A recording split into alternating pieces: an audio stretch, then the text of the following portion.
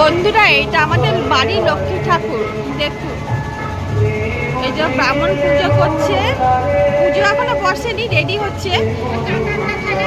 এই ব্রাহ্মণ পুজো করে না, মানে এনি দুজন থাকে, আরেকজন আসবে, যে পুজো করবে সে দেরি করে আসে, 10টা 10:30 থেকে আসবে সে। আর এখানে ঢাক ঢোল বসছে।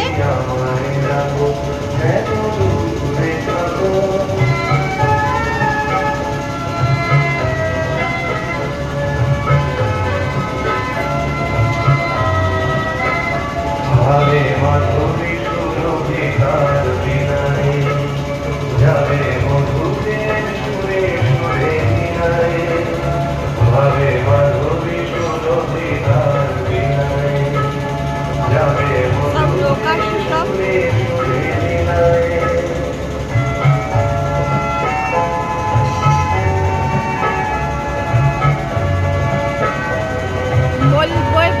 বলবে কমেন্টে কেমন লাগলো আমাদের ঠাকুরটা, মা লক্ষ্মী কেমন লাগলো।